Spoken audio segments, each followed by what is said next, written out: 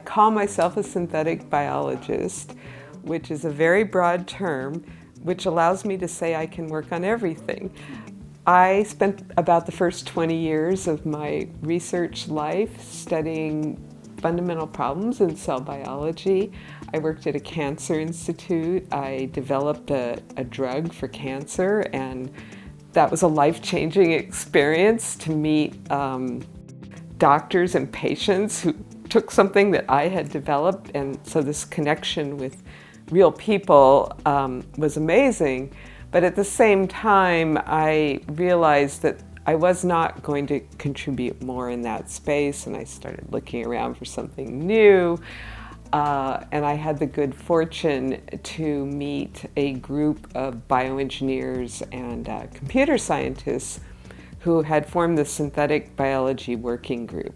And I became kind of the token biologist. And they asked the question, how can we make the engineering of biology faster, cheaper, and more predictable? This is about 20 years ago. And I realized for myself what that meant was making the earth a better place, more sustainable. And that's where my interest began.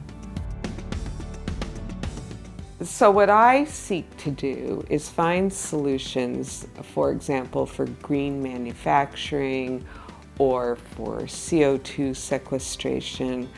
And a lot of these things are counter to the use of petroleum-based products or using oil. And so that's an obvious barrier, is how do we get away from using fossil fuels to doing things in a way that's more sustainable.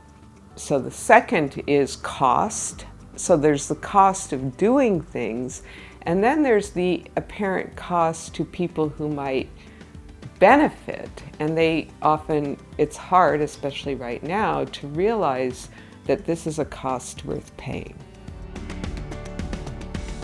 I'm actually have the good fortune of working on putting together a potential program, and also I'm leading an effort at the Wyss Institute around, it's called the Sustainable Futures Initiative. And so we're bringing in new ideas and young people to reach some of these goals. And I think the one we've coalesced around is this idea of using air, essentially, to make stuff, whether that's food or materials, medicines. And so doing all of these things in a carbon neutral way is very exciting to me. Another area that's exciting to me, which is way in the future, is quantum engineering, because biology already does quantum engineering. Interestingly, photosynthesis is essentially quantum computing. And so I'm thinking about, can we somehow use that? And then I'm also interested in the huge potential to use AI. I think this is a game changer. Being able to take a problem and puzzle it out is so key. And so I don't know if that's, I think you teach that, or some people appreciate it innately. I think it's hard to know, is there a course? Is there a catalog of courses you should take? I'm a big believer that you should know some chemistry, no matter how painful. I think you should definitely appreciate some component of computer science. I realize coding is maybe not the thing, but you should understand something about how computer science works. And you should understand the basics of biology, the central dogma. Don't lose your passion. Don't let people tell you you shouldn't do this. At the same time, don't follow the herd.